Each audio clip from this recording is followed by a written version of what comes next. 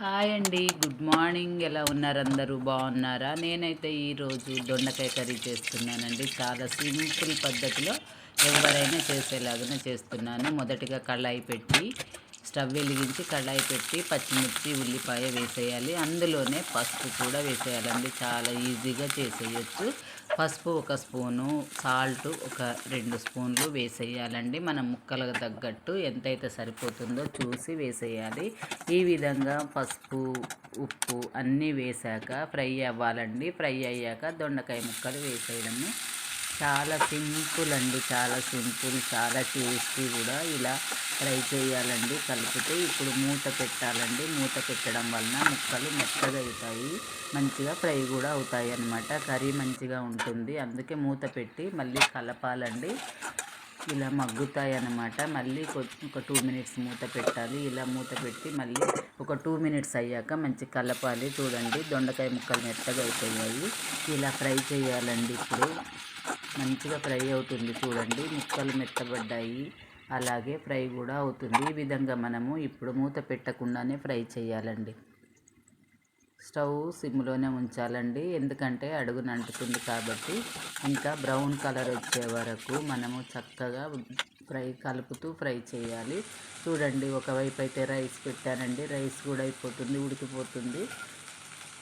ఇటేమో curry అవుతుంది, అటేమో rice అవుతుందండి. చూడండి, దొండకాయ ముక్కలు మంచిగా ఫ్రై అవుతున్నాయండి. చక్కగా కలుపుతూ ఫ్రై చేయాలన్నమాట. కొద్దిసేపు ఒక 2-3 మినిట్స్ మంచిగా కలుపుతూ ఫ్రై చేయాలి, లేకపోతే అడుగున అంటుతుందండి, అందుకే కలపాలన్నమాట. ఇప్పుడు మూత అవసరం లేదండి. కొంచెం దొండకాయ ముక్కలు మెత్తగా అయ్యాక ఇప్పుడు మూత అవసరం లేదు, ఓపెన్గా ఉంచి ఫ్రై చేయాలండి. ఈ విధంగా ఫ్రై చేయాలి. ఇలా మంచిగా బ్రౌన్ కలర్ వచ్చే వరకు ఫ్రై అయిపోయినాయి కదండి. ఇప్పుడు కారం వేయాలన్నమాట. నేనైతే ఒక హాఫ్ స్పూన్ మాత్రమే వేస్తున్నాను, ఎందుకంటే పచ్చిమిర్చి వేసాను కాబట్టి కారం ఎక్కువ అవుతుంది. అలాగే ధనియాల పొడి కూడా వేసానండి. ధనియాల పొడి, కారపొడి వేసి మంచిగా కలపాలండి. మంచి టేస్ట్గా ఉంటుంది ధనియాల పొడి వేయడం వల్ల. ఈ విధంగా కలిపి ఒక 2 మినిట్స్ అలానే ఉండనివ్వాలి. కారము, ధనియాల పొడి అనేది ముక్కలకి పట్టాలి కాబట్టి మంచిగా అలా ఉంచాలండి, ఉంచి ఫ్రై చేయాలి. ఇలా ఫ్రై అయ్యాక టమాటా ఒక 3 కానీ 2 కానీ టమాటాలు కట్ చేసి కర్రీలో వేసేయాలండి.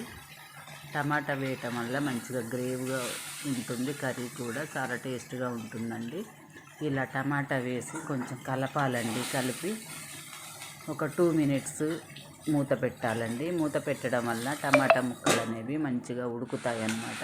చూడండి, ఒక 2 మినిట్స్ తర్వాత ఇలా గ్రేవీగా తయారవుతుంది కాబట్టి ఇలా టమాటా వేయడం వల్ల చాలా టేస్ట్గా ఉంటుందండి. అంతే, కర్రీ మంచిగా ఉడికిపోయిందండి. ఇప్పుడు మనము కొత్తిమీర వేయాలండి. కొత్తిమీర ఇష్టమైన వాళ్ళు వేసుకోవచ్చు, వద్దు అన్న వాళ్ళు స్కిప్ చేయొచ్చండి. నేనైతే కొత్తిమీర వేస్తున్నాను. మంచిగా కడిగి కట్ చేసి కొత్తిమీర వేయాలండి. చాలా టేస్ట్గా ఉంటుంది, హెల్త్ పరంగా కూడా చాలా మంచిదన్నమాట. నేనైతే కొత్తిమీర వేస్తున్నానండి. అంతే, కొత్తిమీర వేస్తే కర్రీ అయిపోయినట్టే. ఇంకా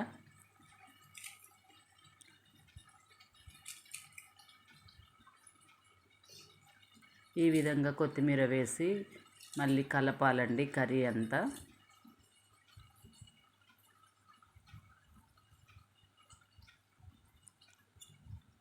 అంతే అండి, కర్రీ అయిపోయింది. చాలా టేస్ట్గా ఉంటుందండి, చాలా బాగుంటుంది.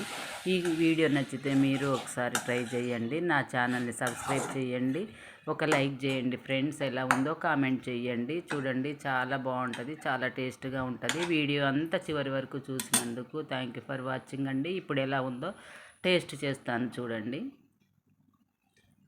అన్నం కూడా ఉడికిపోయిందండి. ఇప్పుడు మంచిగా వేడివేడి కర్రీ వేసుకొని, వేడివేడి అన్నంలో వేడివేడి కర్రీ వేసుకొని తింటే చాలా టేస్ట్గా ఉంటుంది. నేనైతే అన్నం వేసుకొని మంచిగా కర్రీ వేసుకొని తింటున్నాను.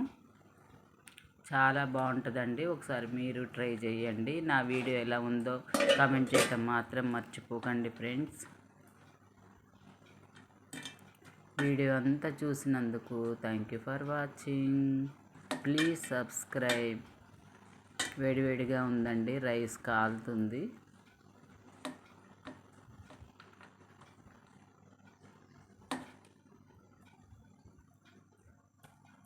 చాలా టేస్ట్గా ఉంటుందండి, మీరు ఒకసారి ట్రై చేయండి. చాలా టేస్ట్ ఉందండి, చాలా బాగుంది. Please subscribe.